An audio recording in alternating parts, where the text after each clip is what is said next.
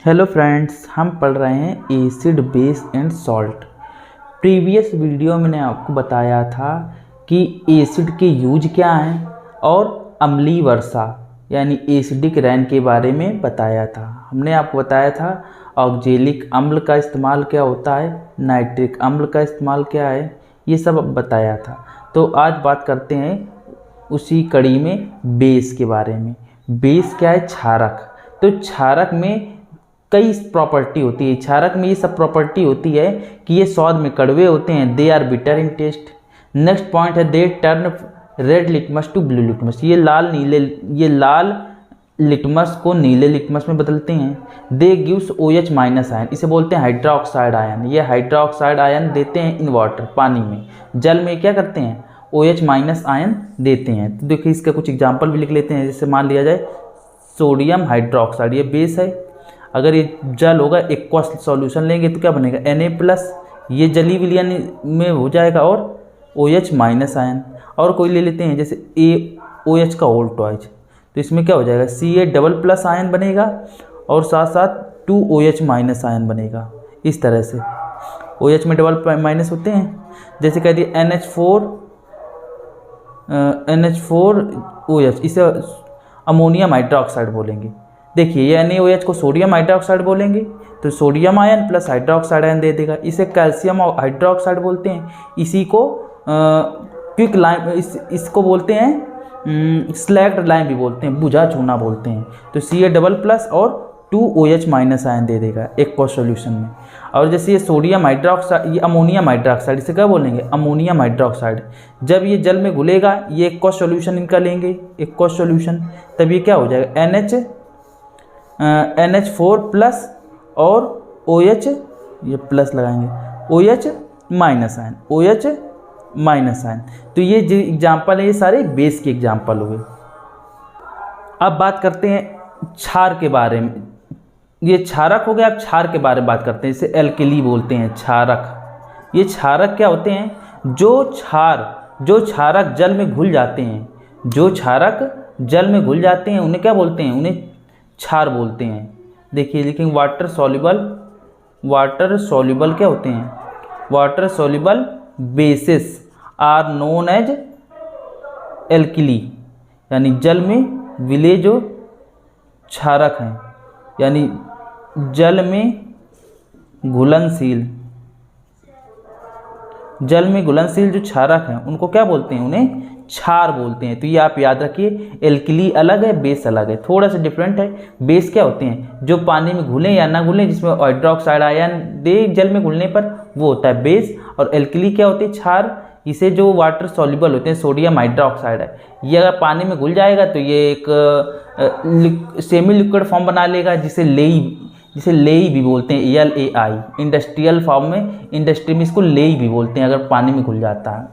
और ये देखिए ये पानी में, ये भी घुलनशील है लेकिन ठंडे पानी में जल्दी घुलता है। वैसे अमोनियम हाइड्रोक्साइड पानी में घुलनशील है, तो इनको एल्कली भी बोल सकते हैं अगर पानी में घोल दिया जाए तब। और अगर पानी में नहीं घोलेंगे तो उनको सीधे सिंपली क्या कहेंगे? बेस। अब आपको बताने वाले हैं यूज ऑफ बेस, यानी क्षारकों का यूज बताने वाले, जिसमें से फर्स्ट नंबर पे आता है कैल्शियम ऑक्साइड। इसे बोलते हैं कैल्शियम ऑक्साइड क्विक लाइम। इसे बोलते हैं तेज चूना या फिर कली चूना, जिसे कलई की जाती है, वाइट वॉशिंग की जाती है।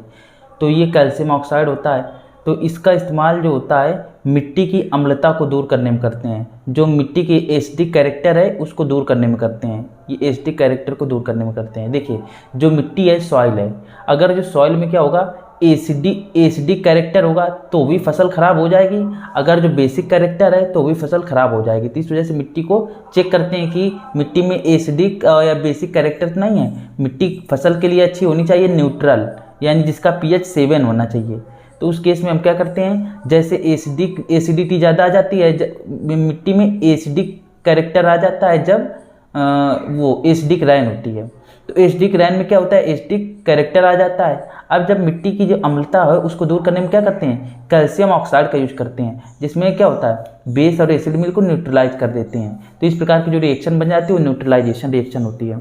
देखिए और नेक्स्ट पॉइंट है, ये सीमेंट को बनाने में इसका इस्तेमाल कैल्शियम ऑक्साइड का इस्तेमाल किया जाता है। वैसे सीमेंट बनाने में और भी इस्तेमाल एल्यूमिना का इस्तेमाल किया जाता है और भी बहुत सारी चीज़ें हैं, लेकिन सीमेंट का इस्तेमाल ज़्यादा किया जाता है। तो लेकिन सीमेंट का जो सीमेंट बनाने में ये जो चूना है, इसे चूना बोलते हैं, कैल्शियम ऑक्साइड। तो अगर 70% से ज़्यादा चूना का इस्तेमाल कर देंगे तो क्या हो जाएगा, सीमेंट जैसे जमेगी उसमें दरार पड़ जाएगी, है ना। अगर 60% से कम है, अगर जो चूने अगर 60% से कम है तो क्या होगा, सही ढंग से वो जम नहीं पाएगा। Proper hardening of cement doesn't take place, ठीक है। अगर 70% से ज़्यादा चूना मिला दिया जाए तो क्या हो जाएगा, cracks are formed after hardening of cement, cement जमने के तुरंत बाद उसमें दरार पड़ जाएगी। तो ये है। लेकिन एक आप नोट पॉइंट डाल के और लिख लीजिए, मिट्टी का अगर जो एसिडिक कैरेक्टर है उसको दूर करने के लिए चूने का इस्तेमाल करते हैं। लेकिन अगर मिट्टी का कैरेक्टर कैसा हो, मिट्टी का कैरेक्टर अगर जो बेसिक नेचर का हो, तो इसको दूर करने के लिए हम किसका इस्तेमाल करते हैं, जिप्सम का, जिप्सम का इस्तेमाल करते हैं।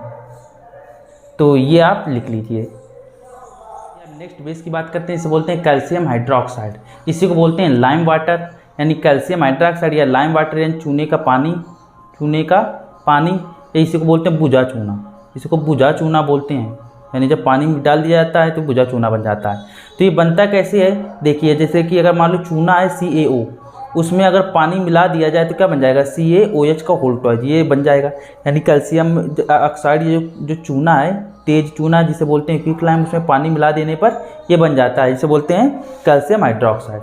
तो इसका इस्तेमाल सफ़ेदी करने में, जो दीवार की वाइट वॉशिंग होती है उसमें प्रयोग किया जाता है। तो अगर जो सफ़ेदी करते हैं तो थोड़ी देर बाद चमक आती है, जब सफ़ेदी करते हैं तो भूरे भूरे कलर का पूरा पेंट हो जाता है, लेकिन थोड़ी देर बाद धीरे धीरे सफ़ेद कलर का बिल्कुल संगमरमर की तरह चमकने लगता है। तो उस केस में क्या होता है, जो कैल्शियम हाइड्रोक्साइड है, यानी ये जब हमने दीवार में सफ़ेदी कर दी तो उसमें एटमॉस्फेयर में जो कार्बन डाइऑक्साइड मौजूद है, इसमें रिएक्शन करेगा और क्या बनाया जाएगा, CaCO3 बनाएगा, CaCO3 बनाएगा प्लस H2O जो जलवाष्प के रूप में उड़ जाएगा। तो ये कैल्शियम कार्बोनेट, ये इसी की वजह से चमक आती है, ये बिल्कुल वाइट कलर का बिल्कुल बन जाएगा संगमरमर की तरह। तो इसका जो फार्मूला है, ये संगमरमर का फार्मूला यही होता है जिसे बोलते हैं मार्बल, और चौक का भी यही फार्मूला होता है, और एक कैल्साइट CaLCit कैल्साइट का भी यही फार्मूला होता है। तो इसको बोलेंगे संगमरमर, और इसको चौक बोलेंगे, खड़िया जिसे बोलते हैं, और इसे कैल्साइट बोलेंगे, कैल्साइट। तो ये हो गए कैल्शियम हाइड्रोक्साइड के बारे में। अब आपको बताने वाले हैं मिल्क ऑफ मैग्नीशिया, यानी मिल्क ऑफ मैग्नीशिया जिसका फार्मूला होता है MgOH का होल टॉयज। ये मिल्क ऑफ मैग्नीशिया है MgOH का होल टॉयज जिसका फार्मूला होता है, इसी केमिकल नेम होता है मैग्नीशियम हाइड्रोक्साइड।